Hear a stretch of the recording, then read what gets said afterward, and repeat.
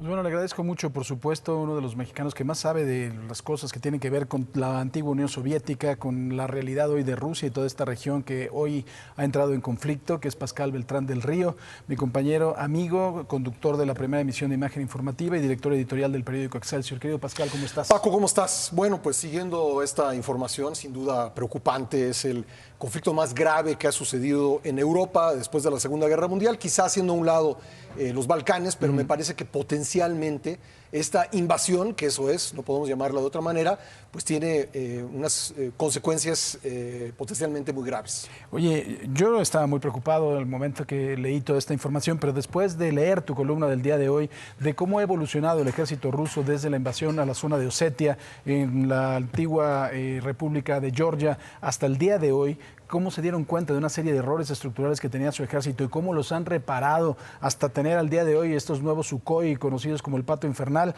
que dan miedo, ¿eh? Sí, la verdad es que después de 2008, cuando invadieron Georgia, que es la primera intervención militar rusa después de Afganistán, se dieron cuenta que tenían un ejército avejentado, que habían heredado de la Unión Soviética, con aviones que literalmente se caían del óxido.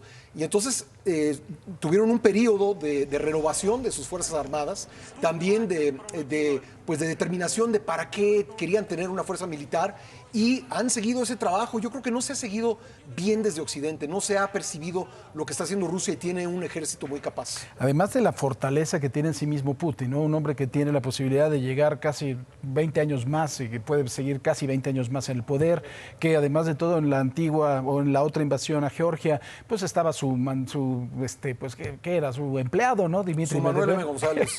Sí, exactamente. O sea, y finalmente al día de hoy es un hombre muy fortalecido ante su gente, ante la comunidad internacional, con un ejército muy fortalecido, con una Europa que tiene líderes, pues la verdad que no están fuertes. Yo creo que es interesante que esto ocurre cuando no está Angela Merkel en Alemania. También con todo lo que podamos pensar de Donald Trump, y creo que con mucha razón podremos criticarlo, pero no estoy seguro de que Putin se hubiera atrevido a hacer esto con Donald Trump en la presidencia de Estados Unidos. Está viendo un panorama de líderes debilitados, está viendo un panorama de líderes que quizá no construyan rápidamente un consenso, y creo que fue el momento preciso para él para atacar, y además justo en el momento que está reunido el Consejo de Seguridad de Naciones Unidas, él saca este mensaje que probablemente era grabado porque estaba vestido igual que en la conferencia del lunes pasado, diciendo que va una operación militar especial contra Ucrania, usando un gran eufemismo para la invasión. Además, tú tocas un tema muy interesante, Angela Merkel, una mujer que además de todo fue formada en Alemania del Este,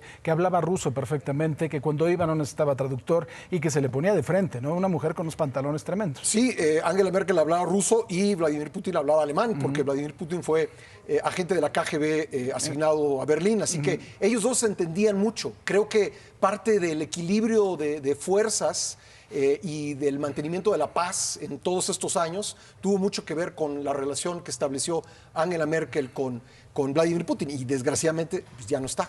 Ahora, los norteamericanos lo dijeron desde un principio, van a invadir, invadieron, pero realmente me parece que en el lenguaje de Joe Biden no está una acción militar, solamente sanciones en materia económica. ¿Esto puede cambiar?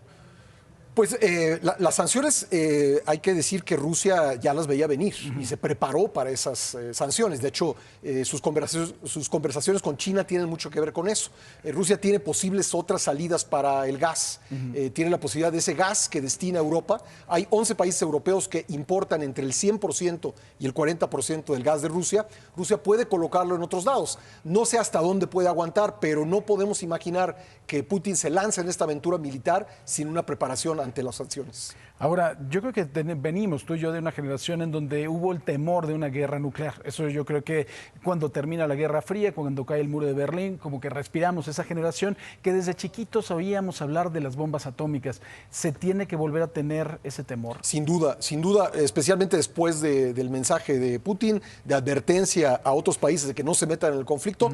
Rusia tiene armas nucleares y pues, digamos, parece absurdo que alguien sea el primero en disparar una de ellas, porque esto llevaría a una destrucción global. pero la disposición de hacerlo, pues ahí está, y la capacidad de hacerlo también. Ahora, el gobierno de los Estados Unidos, Norteamérica, ¿qué papel va a jugar? Porque además de todo, hay que decirlo claramente, tienen un frente abierto con China, ¿no? Y ese frente los tenía bastante ocupados. Ahora, ese frente también vuelve a abrirse y tenemos un nuevo que quizá puede resultar más peligroso en la inmediatez. A ver, después de la invasión de Ucrania, si China contemplaba la posibilidad de recuperar violentamente Taiwán, pues ahora debe estarlo pensando más. Y evidentemente hay, pues si no una alianza militar, sí una alianza política entre China y Rusia, y estamos viviendo un mundo ya no bipolar, ya no unipolar, estamos viendo un mundo tripolar en el que Estados Unidos está perdiendo cada vez más fuerza. ¿China qué es lo que va a hacer, Pascal? China va a esperar y va a ver. Yo creo que China va a pensar en sus intereses. Siempre lo han hecho. De hecho, desde Deng Xiaoping esa ha sido la postura china, no ir en el primer lugar, sino siempre esperar atrás y avanzar en función de lo que hacen los otros. Yo creo que esa estrategia sigue siendo válida el día de hoy. ¿Cuál será la respuesta el día de hoy de Joe Biden? ¿Ya dará un manotazo sobre la mesa? Bueno, me llamó la atención que anoche se decidió por mandar un mensaje escrito, un poco cajonero, ¿no? Realmente nada de lo que no había venido diciendo en días anteriores. Yo creo que va a haber una enorme expectación a ver qué es lo que va a hacer Estados Unidos. Ahora, pues las fichas de Estados Unidos no son demasiadas. Es difícil que intervenga militarmente de forma directa. Sí puede proveer armas a Ucrania, ya lo ha hecho. Pienso que lo que hemos visto, algunas aeronaves derribadas sobre el espacio aéreo ucraniano tienen que ver con armas defensivas que proporcionaron Estados Unidos y otros países. Querido Pascal Beltrán del Río, muchísimas gracias. Gracias a ti, Paco, estamos pendientes. Te agradezco mucho. Gracias.